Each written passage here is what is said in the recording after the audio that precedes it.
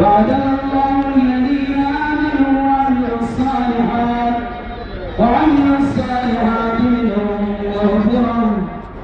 منهم مغفرة وأجرا عظيما.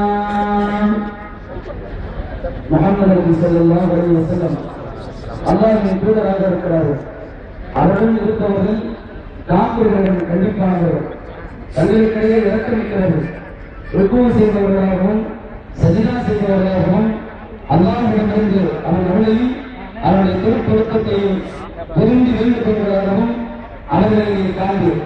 அவர்களுடைய அடையாளமாவது அவர்களுடைய முகங்களில் நெற்றியில் சுஜூதுடைய அடையாளம் இருக்கும். இதுவே தௌராத்தில் உள்ள அவர்களின் உதாரணமாகும். இந்தியில் உள்ள அவர்களின் உதாரணமாவது ஒரு பயிரை போன்று அது தன் முறையை திருப்பிய வேண்டு அதை வளப்படுத்துகிறது. பின்னர் அது கருத்து கனமாகி தன் விவசாயிகளை வழிமுறை செய்யும் இடத்தில் அது தன் அடித்தண்டின் மீது இருந்து சொதையாக இருக்கிறது. இவற்றை கொண்டு நிராகரிப்பவர்களை அவன் கோபமூட்டுகிறான். ஆனால் அவர்களை எவர்கள் ஈமான் கொண்டு சாலையான அமல்கள் செய்கிறார்களோ அவர்களுக்கு அல்லாஹ் மன்னிப்பையும் மகத்தான கூலியையும் வாக்களிக்கிறார்.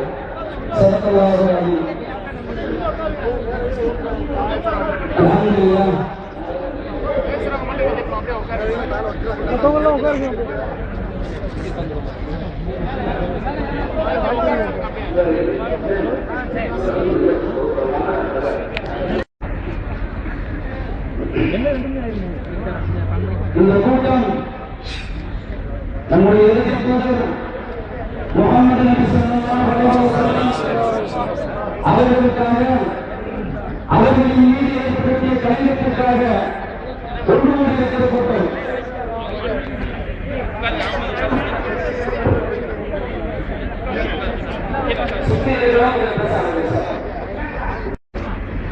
உண்ட வீட்டுக்கு ரெண்டகம் செய்து கூட இருந்து குடிமதிப்பது, நம்ப வைத்து தடுத்திருப்பது, தன் நாட்டுக்கு ஒரு பிரச்சனை என்றால் பிற இஸ்லாமிய நாடுகளின் மீது உண்டு கொள்வது என்பது போன்ற பல்வேறு காட்டு மிராண்டித்தனத்தை இன்றைக்கு அமெரிக்கா இஸ்லாமியர்கள் மீதும் இஸ்லாமிய நாடுகளின் மீதும் திருத்திக் கொண்டிருக்கிறது.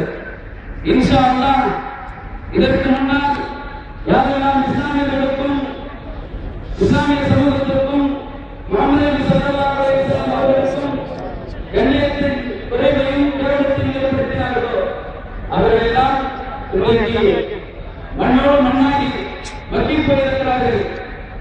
நிச்சயமாக நம்முடைய இந்த பேரணி, இந்த ஆர்ப்பாட்டம் நாளை கியாமத்தில் நமக்கு சாட்சியாக இருக்கும். இன்ஷா அல்லாஹ் எல்லா வாக்குகளும் அமைதியான முறையில் இஸ்லாமியர்களை நண்பர்களாக ஆக்கிக் கொண்டிருக்க அமெரிக்கா மட்டும் ஏற்பட ஒரு அசிங்கத்தையும் காட்டுமிடாமையும் செய்து வருகிறது என்றால் 2000 ஆண்டில் அமெரிக்காவில் இருக்கக்கூடிய பள்ளிவாசல்களின் எண்ணிக்கை 1706. இன்றைக்கு 2012 அமெரிக்காவில் இருக்கிற பள்ளிவாசல்களின் எண்ணிக்கை 1706 இருந்த அமெரிக்காவின் பள்ளிவாசல்களை இன்றைக்கு 2012 2106 பள்ளிவாசல்கள் இன்றைக்கு இருக்கிறது. அமெரிக்காக்காரன் அஞ்ச மாட்டானா? எங்கே தன் நாட்டை இஸ்லாமியர்கள் அவர்களை கைவசத்திற்கு கொண்டு போய்விடுவார்கள் என்று பயப்படுகிறார். நியூயார்க் நகரத்தில் மட்டும் 257 பள்ளிவாசல்கள் இருக்கிறது. 256 பள்ளிவாசல்கள் இருக்கிறது. ஒரு ஆய்வுடைய குறிப்பு சொல்லுகிறது 2020 அமெரிக்காவை இஸ்லாமியர்கள் ஆட்சி செய்தார்கள். அமெரிக்கா இதற்கு பயப்படுகிறார், இதற்காக அஞ்சுகிறார். எனவே இஸ்லாமிய கூட்டமைப்பிற்கு மத்தியில் ஏதாவது ஒரு பிரச்சனை உண்டு கொண்டு பார்த்தார். ஒரு முஸ்லிமை அடித்தோம், அதற்காக எந்த சமுதாயமும் கவலைப்படவில்லை. ஈராக்கின் மீது குண்டு போட்டோம், எந்த அரசாங்கமும் எந்த இஸ்லாமிய சமூகமும் அதற்காக பயப்படவில்லை. அதற்காக எந்த விதமான கூட்டுறவும் விடவில்லை. ஏதோ ஒரு இடங்களில் நடந்திருக்கலாம். ஆப்கானிஸ்தானத்தை அடிக்கும் போது எந்த பிரச்சனை இல்லை. அதே போன்று பாகிஸ்தானை அடிக்கும் போது பிரச்சனை இல்லை. பலஸ்தீனத்தை துண்டுதாக ஆக்கப்பட்ட போதும் இஸ்லாமியர்களுக்காக பெரிய அளவில் சத்தம் கொடுக்கவில்லை. ஆனால் ஒரு தனி மனிதன் நினைத்துக் கொண்டிருந்த முஹம்மது நபி என்று கனவு கண்ட போதே உலகத்தினுடைய நாடுகளில் இருக்கிற அத்தனை இஸ்லாமிய இயக்கங்கள் கொண்டு கூடி அமெரிக்காவிற்கு ஆகத்திலே எச்சரிக்கை கொடுத்திருக்கிறது. எல்லோரும் சொல்லுவார்கள், எங்கே சத்தம் எழுதுகிறீர்கள், அமெரிக்காக்காரனுக்கு என்னாக போகிறது, எங்க இருக்கிற அரசியல்வாதி நாடாளுமன்றத்திலோ பாராளுமன்றத்திலோ பேச போவதில்லை, அமெரிக்காவிற்கு இருக்கிற முதலமைச்சரோ பிரதமரோ இதை கொண்டு போய் சேர்க்க போவதில்லை. நாங்கள் அரசியல்வாதிகளுக்காகவோ யாராவது கொண்டு போய் அவரிடம் சேர்க்க வேண்டும் என்பதற்காகவோ இல்லை. எங்கள் இறைவன் கொண்டு போய் சேர்ப்பான். எங்களுக்கு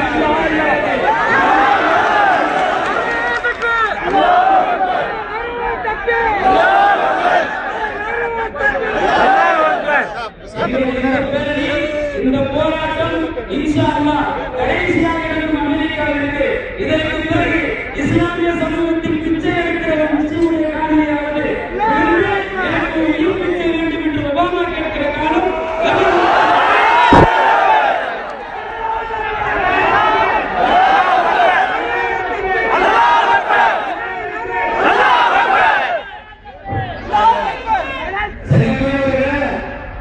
இஸ்லாமிய சமூகத்தை ஒட்டுமொத்தமாக அழிப்பதற்கு அமெரிக்கா எந்த ஏவுகணையும் அனுப்ப வேண்டிய அவசியம் இல்லை.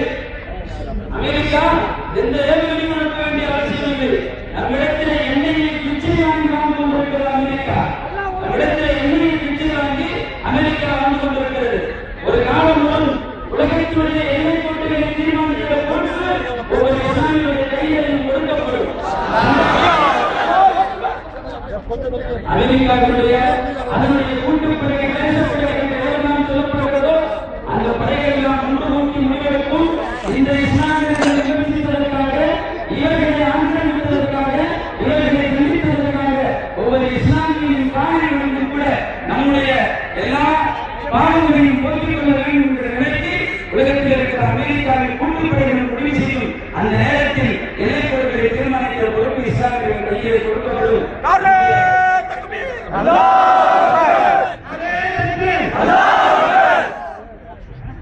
நம்முடைய